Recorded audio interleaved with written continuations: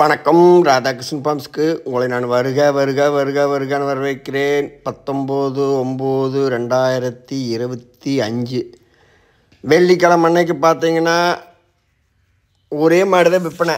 செவலை மாடுங்க. இது நான் வீடியோவில் போட்டிருந்தேன். இது எப்படிங்கன்னா மாடு இழைச்சதுனால எல்லாம் பார்த்தீங்கன்னா கொஞ்சம் பயம். இது பல்லெல்லாம் நல்லா இருக்குதுங்க. கறவை இப்போ 3-3.5 வந்துச்சு. மாடு இழைச்சிருக்குது. தீனி தண்ணி நீங்கள் எவ்வளோ வச்சிங்கனாலும் அவ்வளோ தின்னுட்டு கறக்கு. இப்போ இதோட ரேட்டு பார்த்தீங்கன்னா 28,000 தர்றேன்.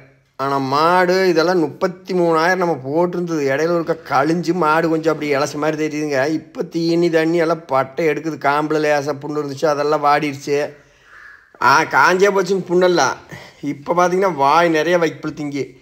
இங்கே பால் ஒரு 3.5-3 சூறாக கேரண்டியாக கலந்துக்கலாம். மாடு பார்த்தாங்க படலாட்டை இழைச்சிருக்குது. அதை தவிர எதுவும் இல்லை. வேணுங்கிறவர்கள் தொடர்பு கொள்ளுங்க. மாட்டுக்கடை திண்டுக்கல் மாவட்டம், பழனி வட்டம், காவலப்பட்டி, புதூர்.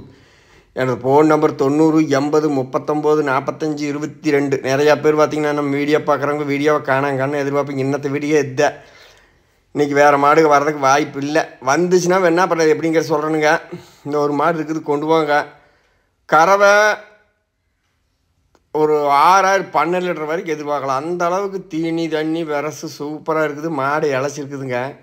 கொண்டு போய் நீங்கள் தாராளமாக கறக்கலாம். செவலம் மொட்டை அருமையான கிடையாது. என்னோடய ஃபோன் நம்பரை இன்னொருக்காவும் சொல்கிறேன். 90-80-39-45-22. புதுசாக வந்த சப்ஸ்கிரைபர்கள் அனைவரும் பார்த்தீங்கன்னா உங்களுக்கு தேவையான கம்மியான ரேட்டில் மாடுகள், கண்ணுகள் எல்லாம் போடுறேன். எந்த மாடு வேணுமோ நீங்கள் தாராளமாக கொண்டு வாங்க. இன்னொரு செவலை, அந்த செவலை நான் தண்ணி குடிக்கலன்னு சொல்லி அந்த செவலை கடை அது இருக்குதுங்க. அது இன்னும் பார்த்தீங்கன்னா அந்த கணிசந்தி இருக்குது. அதனால நல்லா தெளிவான மாடை கொடுத்துக்கலாம் அப்படின்ட்டு. இது மாடு இழைச்சிருக்குது. அதை தவிர பார்த்தீங்கன்னா எந்த குறையுமே யாருமே சொல்ல முடியாது. நல்ல தீனி தண்ணி சூப்பராக இருக்குது. மாடு இழைச்சிருக்குங்க. இது ஒரு வாரம் இருந்துச்சுன்னா கறவையே கூடிடுது.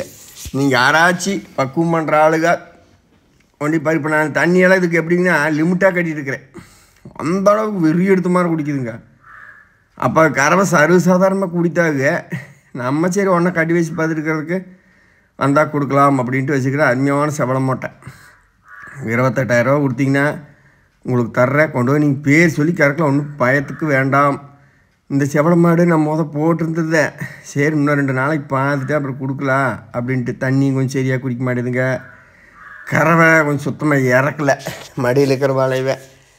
அதனால் 2 நாளைக்கு இருக்குங்க. அது ரெடி ஆகிக்க. ஒன்றும் பிரச்சனை இல்லை. அப்போ ரெடியான போட்டுக்கலாம்னு வச்சுருக்கிறேன். இதை பற்றி நீங்கள் டீட்டெயில் கேட்க வேண்டாம். எப்படின்னு கேளுங்க.